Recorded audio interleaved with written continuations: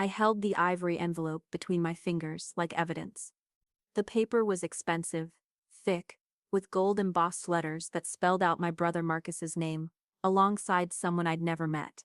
Sarah Michelle Thompson. Even her handwriting sounded like it belonged in their world of perfectly manicured lawns and Sunday brunches. I was never invited to.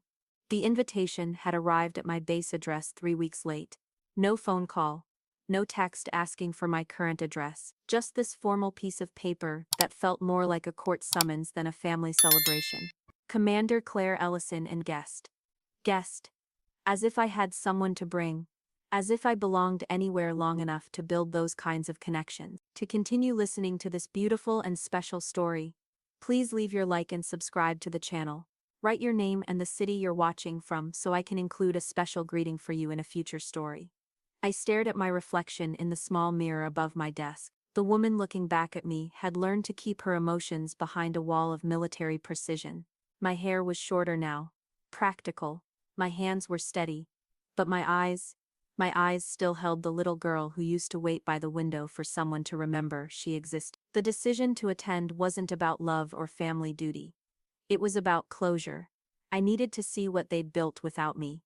Needed to understand if the space I'd left behind had been filled or simply forgotten. The dress I chose was simple.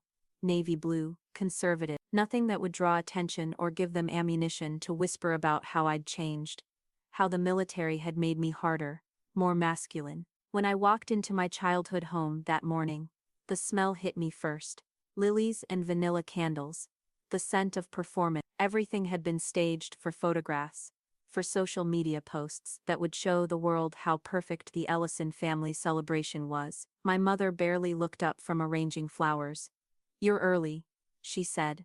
Not hello, not I missed you. Just a statement about my timing being inconvenient. I wanted to help, I replied, though we both knew it was a lie. She handed me a box of programs to arrange on the gift table. My name wasn't listed anywhere as sister of the groom, as family. I was simply another guest, and perhaps that's all I'd ever been. The bride's room was chaos wrapped in white satin and nervous laughter. I stood in the doorway, watching Sarah's bridesmaids fuss over every detail, like court attendants serving a queen. Pink roses, champagne bottles, makeup brushes scattered across antique furniture that had once belonged to my grandmother. Sarah caught my reflection in the mirror, and our eyes met for the first time. She was beautiful in that effortless way that money and privilege create. Her smile was practiced, camera ready. "Claire," she said, turning to face me. "I'm so glad you could make it." The words were right, but the tone carried something else. Something that made my skin prickle with the same awareness I'd learned in hostile territory. "Wouldn't miss it," I replied, stepping into the room. One of her bridesmaids, a blonde woman with perfect teeth, looked me up and down with barely concealed judgment. "Oh, you're the sister, the one who's been away," as if I'd been on vacation instead of serving my country. "Something like that," I said. Sarah was adjusting her veil when she spoke again, her voice casual, conversational, but the words landed like precision strikes. "You know, Claire, I hope you understand that things are different now. Marcus and we're building something new, something that fits." I waited, knowing there was more. "You're welcome here today, of course. But," she paused, meeting my eyes in the mirror again, "you're not really part of this family anymore, are you? I mean, not in any way that matters." The bridesmaids went quiet. Even they seemed to understand the magnitude of what had just been said. In 23 words she had erased me from my own bloodline, from my own history. I could have responded, could have reminded her that I'd been a daughter and sister long before she'd existed in our lives, could have mentioned the years I'd spent protecting freedoms that allowed her to speak so carelessly. Instead, I smiled. "You're right," I said quietly. "I'm not part of this family. I'm something else entirely." The house felt smaller than I remembered. Or maybe I'd just grown larger in ways that couldn't be measured. I wandered through rooms that had once held my childhood, looking for traces of the girl I used to be. My old bedroom had been converted into Sarah's dressing room for the day. The walls that once held my achievement certificates, my debate team photos, my acceptance letter to the military academy, were now covered with wedding dress bags and shoe boxes. It was as if I'd never existed here at all. In the hallway, family photos lined the walls in expensive frames. Marcus at graduation, Marcus at his first job, Marcus and Sarah on vacation. There were pictures of my parents at various social events, images from holidays and celebrations. I studied each frame carefully, looking for my own face. I found myself in exactly 3 photographs. A family Christmas picture from when I was 12, where I stood slightly apart from the group, already learning my place. A high school graduation photo where my military academy acceptance was mentioned in small print, and one picture from Marcus's college graduation, where I appeared in the background, home on leave, wearing my dress uniform. Even in my own family's photo gallery, I was barely a footnote. My mother appeared beside me, following my gaze. "We had to make room for more recent pictures," she said, not quite an apology. "I understand," I replied, and I did. I understood perfectly. "You look good," she added, the words feeling forced. "Military life suits you." "It does." She fidgeted with her jewelry, a nervous habit I remembered from childhood. "Marcus is happy, you know. Sarah's good for him. She comes from a good family. Unlike me," was the implication, as if I hadn't come from this same house, this same bloodline. "I'm sure she is." We stood in silence for a moment, surrounded by proof of how little I mattered in this narrative they'd constructed. "Your father's proud of you," she said finally. "He just doesn't know how to show it." 28 years old, and she was still making excuses for why love felt conditional in this house. The church was filled with people I didn't recognize. Colleagues from Marcus's law firm, Sarah's sorority sisters, family friends, who had known me once but now look at me like I was a distant acquaintance. I sat in the 3rd row, not the second where family belonged, but close enough to observe everything. Marcus looked handsome in his tuxedo, nervous but happy. When he'd hugged me before the ceremony, it felt like embracing a stranger who happened to share my DNA. We'd grown up in the same house, but lived entirely different childhoods. "I'm glad you're here, Claire," he'd said, and I believed he meant it. But glad wasn't the same as needed, wasn't the same as missed.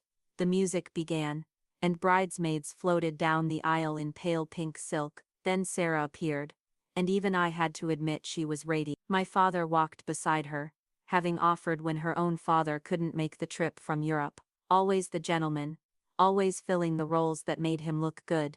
Father Michael began the ceremony with the traditional words about family, about love, about commitment. I'd known him since childhood, had sat through countless Sunday services where he'd preached about forgiveness and acceptance. He'd baptized me, confirmed me, blessed me before I left for the academy. "Dearly beloved, we are gathered here today to witness the union of Marcus James Ellison and Sarah Michelle Thompson," he began. The ceremony proceeded exactly as planned. Vows that sounded like they'd been written by a greeting card company, rings exchanged with practiced precision, a kiss that would photograph beautifully. But then, as Father Michael began his closing remarks about the joining of 2 families, his eyes found mine in the congregation. "Before we conclude," he said, his voice carrying the authority of decades in the pulpit, "I want to acknowledge someone special who has joined us today." I felt my stomach drop. This wasn't part of the script. "Commander Claire Ellison," he continued, and the words rang through the church like a bell. "We are honored by your presence and your service to our nation." The silence that followed was deafening. 200 people turned to look at me, and for the first time in my life, I saw something new in their eyes. Not judgment, not dismissal, but surprise, respect, even. Sarah's perfect smile faltered for just a moment. My mother's hand flew to her throat. Marcus looked proud and confused at the same time.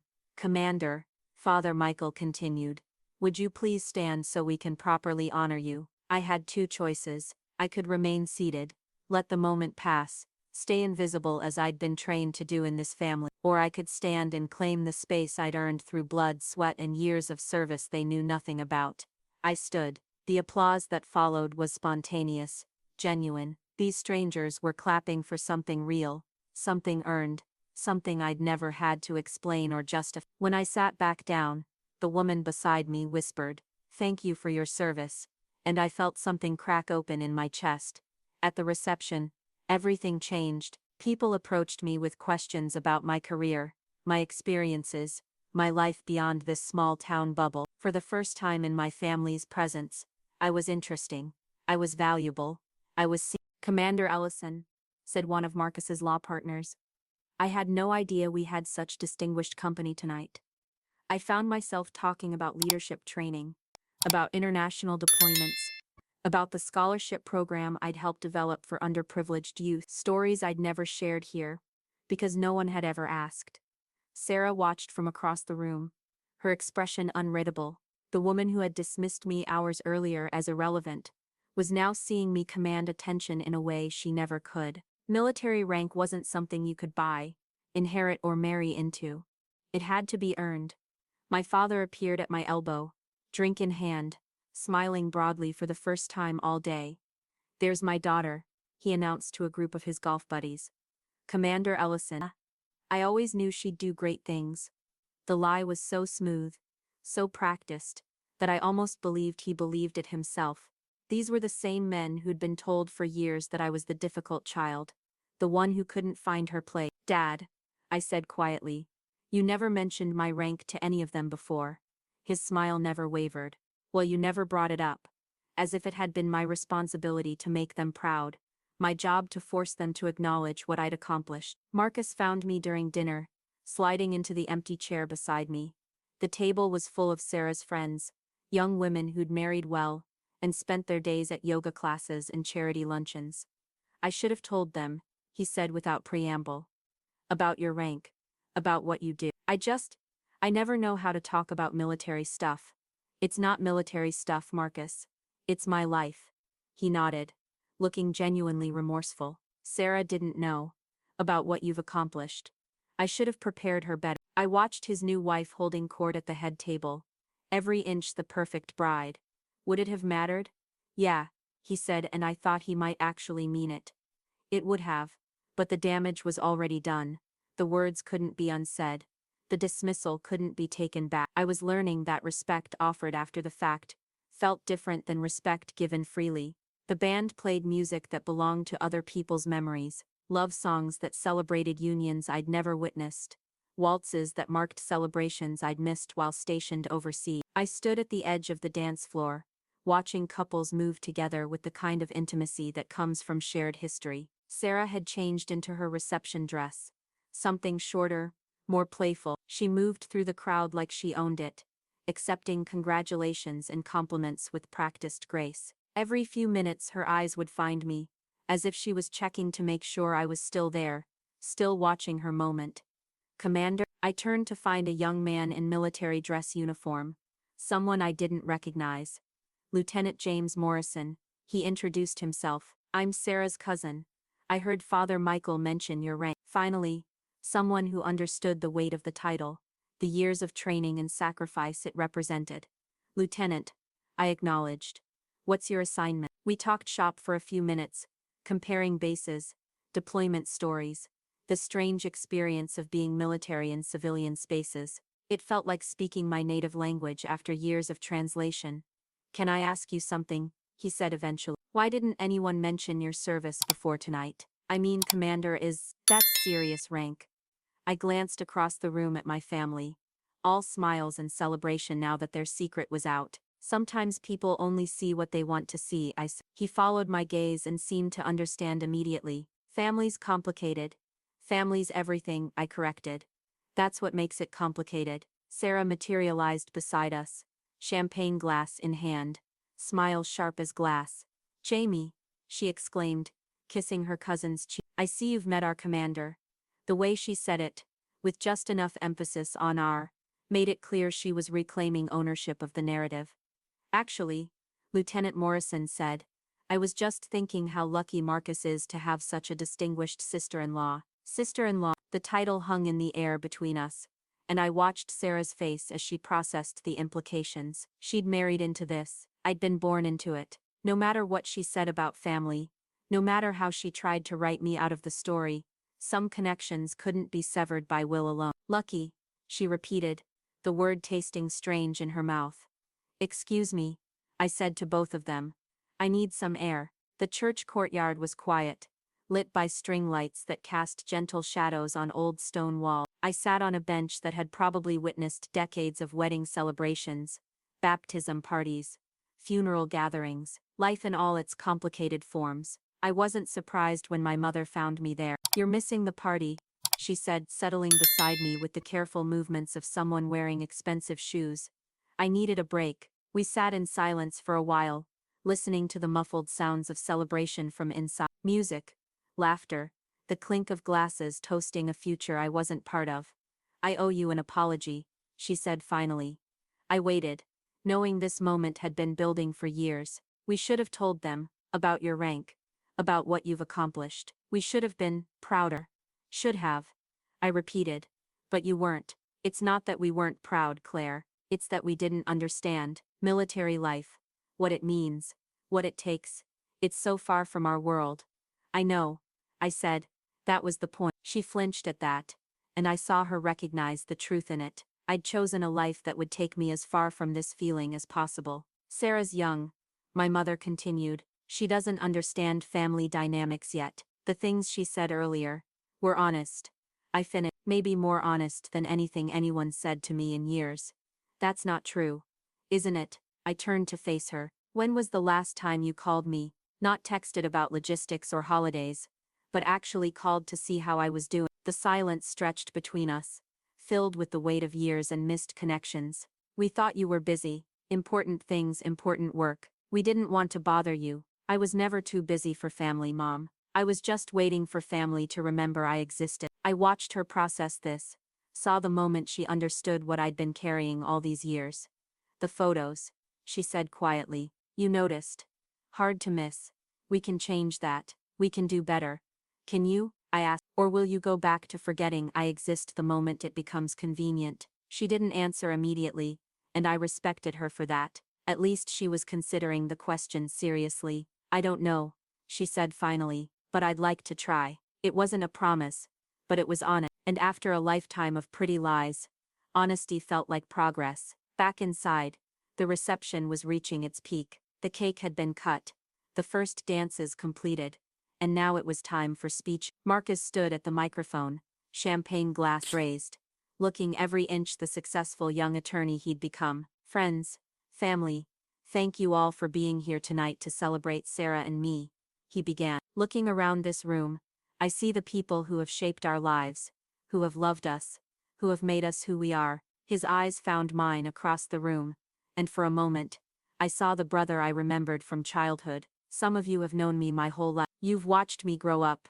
make mistakes, find my way. But tonight, I want to talk about someone who taught me what real strength looks like long before I understood what that meant. The room grew quiet, sensing something unscripted. My sister Claire couldn't be here for a lot of the milestones in my life, not because she didn't want to be, but because she was serving our country in ways that most of us can't even imagine. While I was learning law, she was learning leadership. While I was building a career, she was building character. I felt something shift in my chest, a loosening of something I'd carried for too long. Tonight, Father Michael called her commander, and I realized that most of you didn't know that about her. That's my fault. I should have been prouder, louder, better at making sure everyone knew that my sister is one of the most remarkable people I've ever known. Sarah was watching him with an expression I couldn't read, but she was listening. Claire, would you come up here? Every instinct I had screamed no. I didn't want to be a spectacle, didn't want to be the feel-good moment in someone else's celebration, but Marcus was my brother, and this was his wedding day, and sometimes we do things for family even when family hasn't always done things for us. I walked to the front of the room, aware of every eye on me, every whispered conversation pausing. Marcus handed me the microphone, and I looked out at 200 faces, most of them strangers, some of them family, all of them waiting to see what I would say. I'm not good at speeches, I began, and there was polite laughter. I'm better at following orders than giving them in social situations. More laughter, warmer this time, but I want to say something about family, about what it means, what it costs, what it's worth. I found Sarah in the crowd, met her eyes directly. Family isn't just about blood or marriage certificates, or shared last names. It's about showing up. It's about seeing each other clearly, even when what you see is complicated, or challenging, or different from what you expect. The room was completely silent now. Marcus, you're my brother, and I love you. Sarah, you're part of this family now, which means you're stuck with all of us, including me. I hope that's okay. I handed the microphone back to Marcus, and started to walk away, but he caught my arm. Claire, he said, loud enough for everyone to hear. I'm proud to be your brother. I always have been.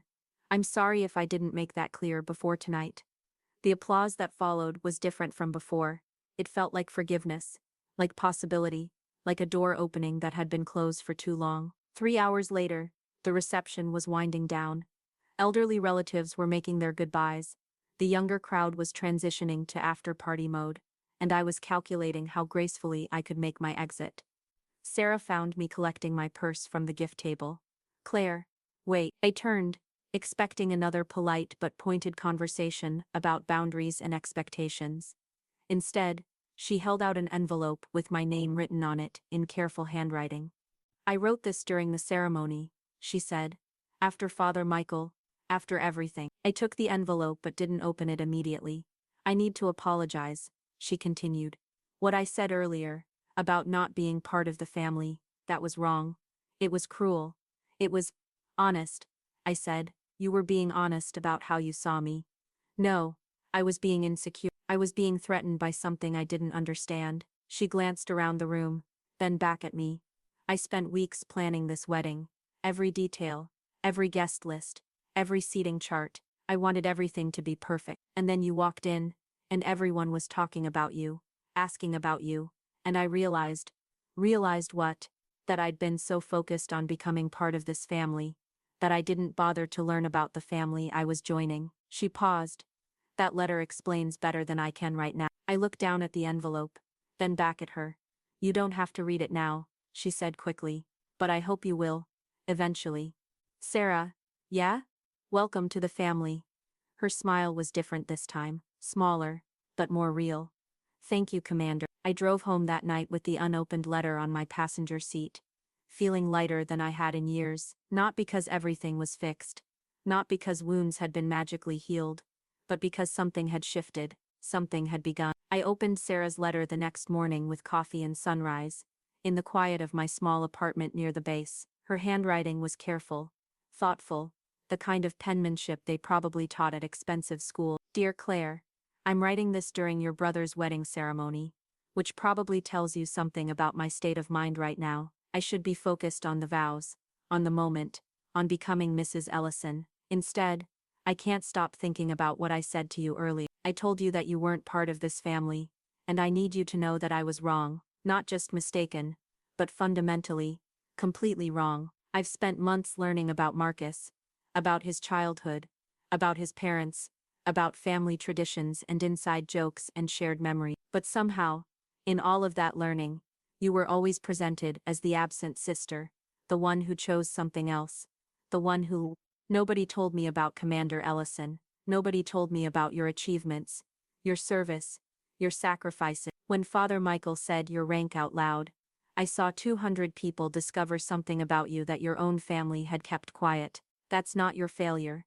That's ours. I realize now that what I was feeling wasn't protective of Marcus, or this family. It was jealous of something real in a room full of performance, jealous of someone who had earned their place in the world instead of marrying into it. I want to be better than that. I want to be worthy of the family I'm joining, and that includes being worthy of having you as a sister. I don't know how to fix what I said or how to earn your forgiveness, but I hope you'll give me the chance to try. With respect and hope. Sarah. P.S. Marcus talks about you more than you know. He just doesn't know how to bridge the gap between who you were when you left and who you've become. None of us do, but we'd like to learn, if you'll let us. I read the letter twice, then folded it carefully and put it in the drawer where I kept important documents, orders, commendations, things that mattered. My phone buzzed with a text from Marcus. Thank you for coming yesterday. It meant everything. Another from my mother. The photos from last night are beautiful. You look so strong and confident. I'm proud of you. And finally one from my father. Your mother told me what you said about us never calling. You're right.